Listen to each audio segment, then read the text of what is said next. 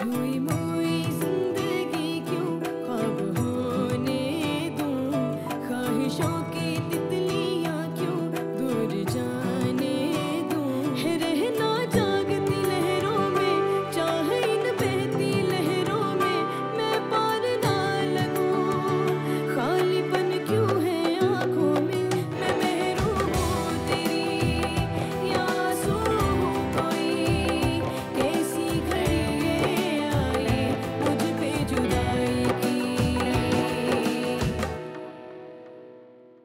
मैं चाहता हूँ कि तू पहले जैसी जिले-उमा बन जाए। क्या मतलब? जिले-उमा तू पहले हर जगह जाती थी अपनी सहेली के साथ, घूमने फिरने आज़ादी से। मैं चाहता हूँ तू अब भी इसी तरह घूमने फिरने जाया कर, तुझ पे कोई रुकावट नहीं है। ये भैया जरा संभल कर बात करो मुझसे, माँ हूँ तुम्हारी। और ये जो तुम जेबी की इतनी हिमायत कर रहे हो ना, आज उस जेबी ने ही तुम्हें मेहरू से अलग किया है। वो कैसे? बड़ा सीधा है भाई मेरा बेटा तो है। तुम मुझे एक बात बताओ, जेबी उसकी बहन है ना, अगर वो चाहती तो क्या शादी करा नहीं सकती थी?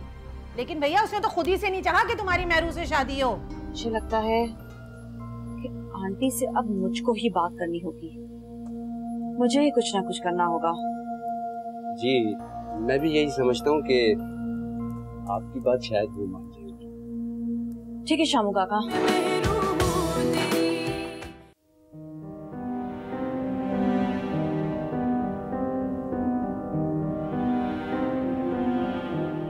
शकील भाई कहाँ जा रहे हो भैया? गुलशन के पास जा रहा हूँ, उसने बुलाया कोई काम। वाह भैया वाह, अब तो तुम माँ से बगैर पूछे ही चल दिए हैं। अभी तो तुम्हारी शादी भी नहीं हुई है और तुमने माँ को पराया भी कर दिया। अभी मुझे समझ में नहीं आता कि मैं आपको कैसे खुश रखूं। आप ही चाहती थी ना कि मैं गुलशन की तरफ जाया करूं। अब जा रहे हो तो आपको मसला, जब नहीं जाता था तब आपको मसला था। क्या चाहती क्या है आप? बात सुनो, मुझे कोई मसला नहीं है, वो तुम्हारी होने वाली बीवी है, तुम जाओ उससे मिलो। मैं तो बस इतना सा कह रही हूँ, पहले तो तुम हर काम मुझसे पूछ के करते थे, अब अपने फैसले खुद करने लगे। मुझे पता है ये सब भी तुम्हें जेबी नहीं सिखाया होगा। अभी ऐसी बात नहीं है। अब भाभी को क्यों बीच में ले आती हैं हर बार? देखो भाई, मैं बात करती हूँ सच्ची, चाहे किसी को अच्छी लगे या बुरी। आया बड़ा भाभी का चमचा। देखो, सुना भी नहीं, मुझसे पूछा भी नहीं और चला गया। ये सब भी जेबी ने पट्टी पढ़ाई है इसे। चला गया, हद हो गई सड़के से। वैसे साथ इस दफा तू बहुत सही टाइम पे मुझे मिल गया। मैं और भोला पिछले इलेक्शन में बहुत थक गए थे। इस बार मैं सोच रहा था कि किसी को अपने साथ शामिल कर लूं। चलो अच्छा है, तुम्हारे काफी काम निपटा देगा। अरे राशिद भैया बिल्कुल फिक्र मत करें, सारी जिम्मेदारियां मुझ पे छोड़ के बेफिक्र हो जाए। मैं वैसे भी इन कामों में बहुत एक्सपर्ट हूँ। लग रहा मुझे तो ज्यादा मेहनत नहीं करनी पड़ेगी। जी बिल्कुल राशिद भाई, अब आप टेंशन फ्री हो जाएं, बस अब आप बैठ के तमाशा देखें। नहीं, ये नहीं हो सकता, क्योंकि मुराद साहब के ऐसे बहुत से काम होते हैं जो सिर्फ मुझे करने होते हैं, क्योंकि वो किसी और पे एतमाद नहीं करते। तुझे अभी थोड़ा वक्त लगेगा। ठीक है राशिद भाई। अब्बा वो खाना लगा दिया आप दोनों के लिए। चल आ रहे। अब्बा मैं जाऊं? हाँ, लेकिन सर पे दुपट्टा लेके जाना इसी तरह, ठीक है? जी अब्बा। चला साथ खाना खाते हैं, आ जा।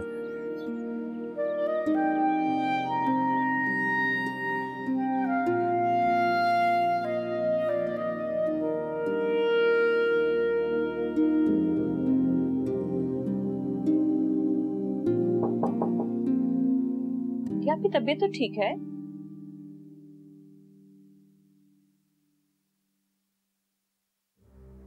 मुझे क्या होना है, मैं तो बिल्कुल ठीक हूँ। वो आप काफी देर से अपने कमरे में थी ना, तो मैंने सोचा आकर आपसे पूछूं सब खैर तो है। वैसे भी आप बहुत कमजोर लग रही हैं, आप अपनी डाइट का बिल्कुल ख्याल नहीं रखती। मुझे पता है मुझे किस वक्त क्या खाना है, तुम मेरी फिक्र बिल्कुल मत किया करो। नाहिद आंटी, आप हमेशा दूसरों की फिक्र करती हैं, दूसरों का ख्याल रखती हैं और अपना ख्याल बिल्कुल भी नहीं रखती। मैंने शामू काका से कहकर आपके लिए जूस बनवाया, ठीक है? इसकी जरूरत नहीं है, मैंने कहा ना मैं ठीक हूँ। अच्छा वो नाहिद आंटी, मुझे आपसे एक बात करनी है। क्या बात करनी? मैं सोच रही थी कि आपकी देखभाल के लिए मेरा कोई जरूर होना चाहिए, और वो भी हर वक्त। मेरे साथ तो बुआ होती है, मुझे किसी की जरूरत नहीं है। बुआ तो वैसे भी आपको पता है, उनकी उम्र भी ज्यादा होती जा रही है और वो बीमार भी रहने लग गई हैं। वो अपना ख्याल रखें या आपका। और वैसे भी शानी जब से घर से गया है वो तो उसके गम में निढाल हुई हुई है। हाँ तो शानी ने हरकत भी तो ऐसी की है ना, उसकी तो उससे सजा मिलनी ही थी। नाहिद आंटी, शामू काका मुझे बता रहे थे कि शानी बहुत बुरी हालत में है। क्या मतलब?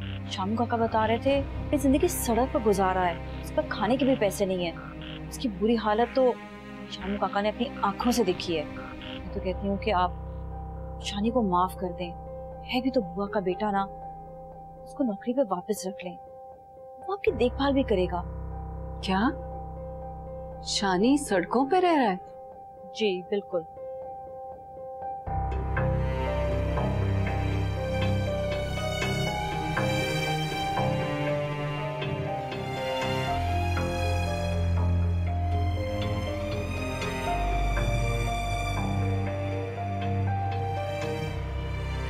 भाई अम्मा, तुम साथ को समझा लो, मेरे ज्यादा मुंह ना लगा करे।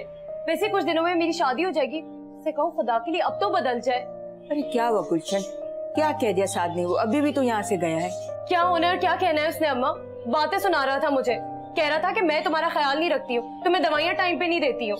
अरे नहीं गुलशन, हो सकता है उसने गुस्से में कुछ कह दिया हो, तुम उसकी बातों का बुरा नहीं मनाया करो। अम्मा मैंने उसकी हर बात को हर दफा इग्नोर किया है, लेकिन अब मैं नहीं सुनूंगी। मेरा छोटा भाई है वो, उसका भी तो कोई फर्ज बनता है ना कि वो तुम्हारा और मेरा ख्याल रखे, लेकिन वो ऐसा हरगिज नहीं करेगा। उससे कहो कि जब मेरी शादी हो जाएगी ना, फिर पीठ पीछे से जो मर्जी आए करना करे, लेकिन अभी मेरे मुंह ना लगा करे। ठीक है बेटा, मैं उससे समझाने की कोशिश करूंगी। चलो आप, मैं तुम्हारे लिए खाना लगा देती हूँ। नहीं, मुझे कोई खाना वाना नहीं खाना। जमीला खाला के यहाँ से आ रही हूँ अभी, और बहुत बातें सुनी है मैंने, पेट भर गया है मेरा।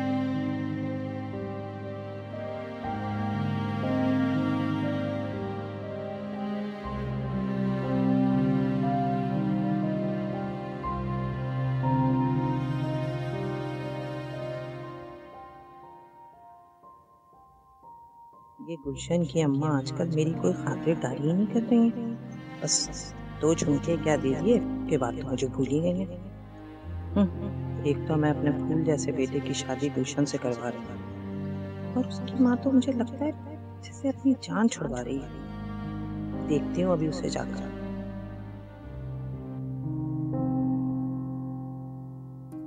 शामू काका, काम हो गया। नाहिद आंटी से मेरी बात हो गई है, वो शानी को वापस लाने के लिए तैयार हैं। बस अब हमें पल पल की खबरें मिलती रहेंगी।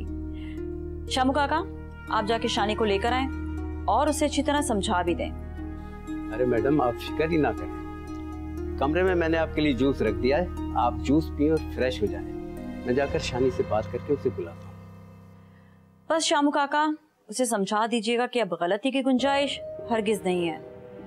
बिल्कुल, मैं उसे समझा दूंगा अच्छी तरह से, और आपको भी मेरी तरफ से कभी कोई शिकायत का मौका नहीं मिलेगा। गुड शामू काका।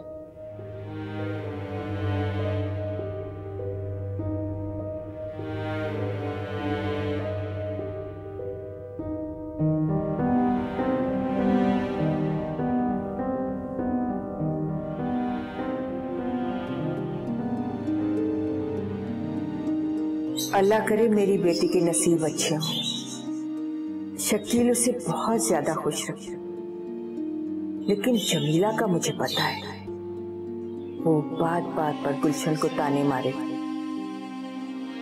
लेकिन गुलशन के पास कोई दूसरा रास्ता भी नहीं है। शकील से शादी करके वो अपने घर की हो जाएगी, बस भले बाद में कुछ भी होता रहे। मैं कोशिश करूंगी उसको हैंडल करने की, लेकिन मुझे साथ से बात करनी चाहिए। वो इस तरह गुलशन को तंग न करे। आज आने दो उसे, मैं बात करती हूँ।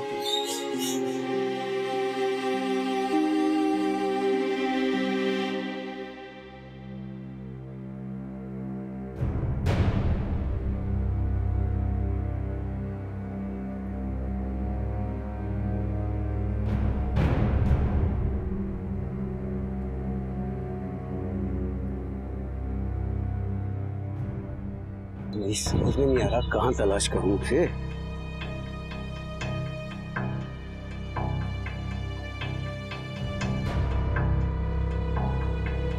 जी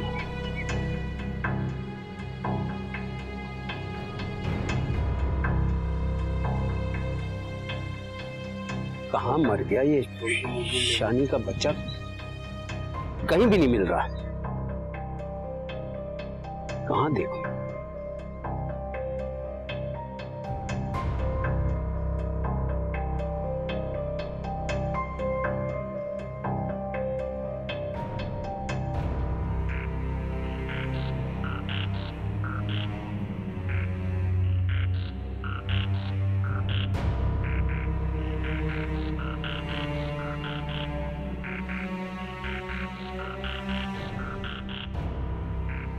कहाँ मर गया है ये शानी? इतनी जगह फोन किया, कहीं से उसका पता नहीं चल रहा। यानी कहाँ गारत हो गया ये? क्या करूं मुझे समझ में नहीं आ रहा। कहाँ ढूंढूं उसे, कहाँ सर मारूं अपना? आज तो वाकई में बहुत मजा आया। Thank you so much for the treat. Any time madam, any time. तुम्हें भी नहीं छोड़ूंगी। अच्छा, ऐसे ही ट्रीट देनी होगी। हाँ हाँ, फिक्र क्यों करती हो, जरूर दूंगी। और हम दोनों में तो वैसे भी ये चलता ही रहता है। हाँ ये तो है। अच्छा, तुमने वो रास्ते में पॉलर देखा था? वहाँ जॉब की ऑफर आई हुई है। हाँ देखा तो था, लेकिन जॉब के बारे में मैं सोच ही नहीं सकती। अब्बा कभी नहीं मानेंगे। यार मेरी क्लासेस स्टार्ट होने वाली हैं और मैं बिजी हो जाऊंगी। मेरा आना तुम्हारे घर में बहुत कम हो जाएगा। तुम सारा दिन घर में बैठे बैठे क्या करोगी? पॉलर ज्वाइन कर लो। यार काम तो जानती हूँ, लेकिन अब्बा इजाजत दें तब की बात है ना। मेरा ख्याल है ख्याली पुलाव बनाना बेकार है। अब चलो अंदर चलते हैं।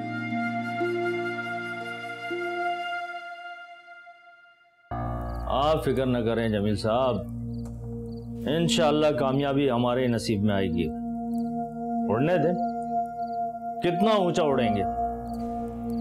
राशिद ने उनके पर काटने का पूरा बंदोबस्त कर रखा है। जब पर कट जाएंगे तो फड़फड़ा के वहीं बैठ जाएंगे। लेकिन थोड़ा सा इंतजार, अभी वक्त नहीं आया। और मैं जिस तरह कहूं बिल्कुल आपने वैसे ही करना है। जल्दबाजी काम बिगाड़ सकती है। और एक बहुत जरूरी बात करनी है आपसे, जो फोन पे नहीं हो सकती। मैं कल आऊंगा आपके पास। अल्लाह हाफ़िज़।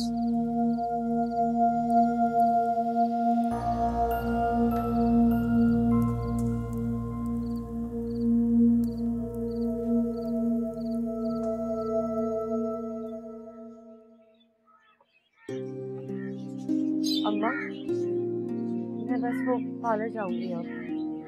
आज बहुत देर से जा रही हूँ। वो मेरी तबीयत कुछ ठीक नहीं थी। मैंने तुम्हें बताया नहीं। मैं जब जमीला खाला के घर गई थी तो वहाँ पे भी मुझे काफ़ी वॉमिटिंग हुई थी। अभी मैंने दवाई खा ली है, थोड़ी सी बेहतर है तबीयत। लेकिन अब पार्लर जाने का टाइम हो गया, और देर रुक नहीं सकती हूँ, जाना पड़ेगा। तुम्हारी तबीयत खराब है तो आराम कर लो। मैं शीबा से बात करती हूँ। इस तरह जाओगी तो मजीद तबीयत खराब हो जाएगी। नहीं नहीं अम्मा, मेरा जाना ज़रूरी है। आगे शादी के लिए मुझे वैसी छुट्टियाँ लेनी है, और अगर अभी छुट्टी ले ली तो जवेरिया मैडम आगे छुट्टियाँ नहीं देंगी मुझे। ठीक है बेटा, अपना ख्याल रखना। कोई मसला हो तो मुझे फ़ोन कर देना, मैं फ़ौरन आ जाऊँगी। नहीं अम्मा, उसकी कोई ज़रूरत नहीं है। अल्लाह ना करे कोई मसला नहीं होगा, और अगर हुआ भी तो मैं खुद संभाल लूँगी। बेटा, मैं जब तक जिंदा हूँ मैं तुम्हारे हर गम में शामिल रहूँगी। मैं तुम्हें कभी अकेला नहीं छोड़ूंगी। माँ, और एक माँ अपनी बच्ची का दर्द अच्छे से जानती है। मेरी बच्ची, अल्लाह तुझे हमेशा खुश रखे। ख्याल रखना, ठीक है? जी अल्लाह हाफ़िज़। अल्लाह हाफ़िज़।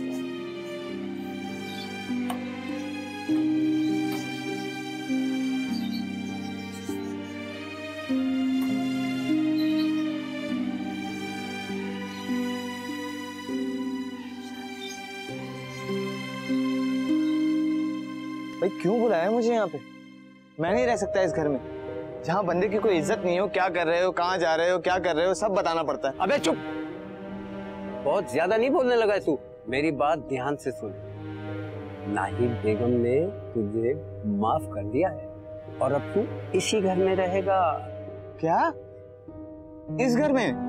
नहीं बाबा नहीं, मैं वहीं ठीक हूँ जहाँ मैं रह रहा हूँ। मैं वापस जा रहा हूँ यहाँ से, ठीक है ना? बे मेरी बात ध्यान से सुन, ज्यादा अकड़ दिखाने की जरूरत नहीं है। नखरेबाजी भी बहुत कर रहा है तू। ये बता तेरे पास कौन सी जगह है रहने की जो तू यूं मटक मटक के बातें कर रहा है? जगह वगह का इंतजाम तो हो ही जाता है शामू काका, लेकिन मेन चीज होती है ना इज्जत। इज्जत होती है मेन चीज। यहाँ पे मुझे इज्जत ही नहीं मिलती। कोई चोर साबित करने लगे थे ये लोग मुझे, जबकि मेरी कोई गलती नहीं थी। मैं आपको बता रहा हूँ फिर से। का मतलब है तेरी समझ में मेरी बात आ नहीं रही। अबे यहाँ रहेगा तो तू फायदे में रहेगा। तेरे फायदे की बात बता रहा हूँ। माल मिलेगा, माल। ओ भाई, वही घिसा बेटा काम। भाई शामू काका मुझसे नहीं होगा ये काम दोबारा, माफ कीजिएगा। मैं चलता हूँ, ठीक है? तेरे नखरे कुछ ज्यादा ही बढ़ गए। बड़े नखरे दिखाता है। चल निकल यहाँ से। अगर नहीं रहना ना, निकल अभी के अभी फौरन यहाँ से। जा, चला जा। मेरी बात तो सुनो। आप कह रहे थे ना वो पैसे वैसे मिलेंगे, कुछ जासूसी करनी है। अब आया ना ऊंट पहाड़ के नीचे। अब मेरी बात गौर से सुन।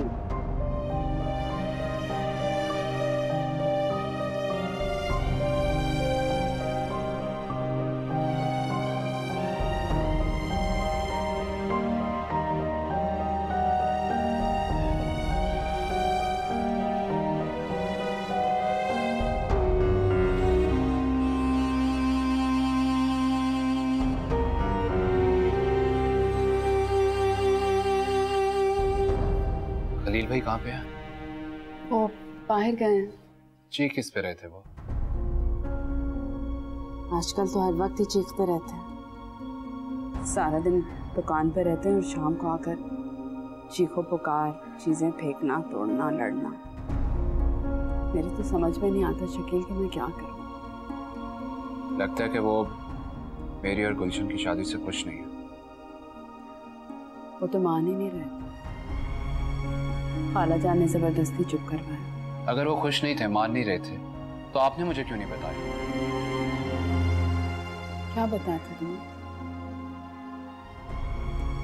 तुम तो वैसे ही घर के हर मसले से, हर मामले से अपने आप को इतना दूर रखते हो, अपनी दुनिया में गुम रहते हो। बहुत दफा सोचा मैंने कि तुम्हें बता दूं, लेकिन फिर खाला जान की वजह से खामोश हो गई। तो अम्मा जान को लगता है कि मैंने उनकी बात मान ली, मगर मैं तो नहीं शकील, उनका मान ना तोड़ना। माँ का मान तोड़कर कभी खुश नहीं रहोगे। तो आपको क्या लगता है कि मैं अब खुश रह पाऊंगा? मैं पूरी जिंदगी खुशियों के लिए तरसूंगा भाभी। लेकिन मुझे ये समझ नहीं आ रही कि खलील भाई को मुझसे और गुलशन से क्या प्रॉब्लम है। वो तो गुलशन को बहुत फेवर करते थे। जब भी आपकी और अम्मी की लड़ाई होती थी, वो हमेशा गुलशन की साइड लेते थे। अब क्या हो गया? खलील तो आजकल आवाम से लड़ते फिरते। गुस्सा मुझ पे और मेहरू पर है कि मेहरू रकम उनके बैंक में डाल कर नहीं गई, मुझे दे गई।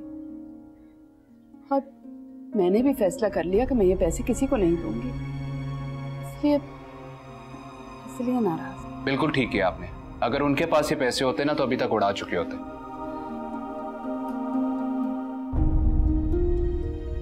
तुम बताओ, क्यों ढूंढ रहे थे उन्हें? मैंने पूछना था कुछ हॉल के बारे में। एक तो सारी मुसीबत हमारे सर पे ही आ जाती है। बात कैसी मुसीबत?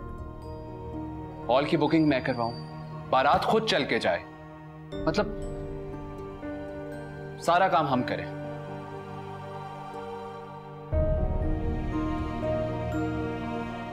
हाँ शकील, लेकिन गुलशन के अब्बा भी तो हयात नहीं है ना, और उसका कोई बड़ा भाई भी नहीं है। छोटा तो तुम्हें पता ही कितना निकम्मा और नाकारा है।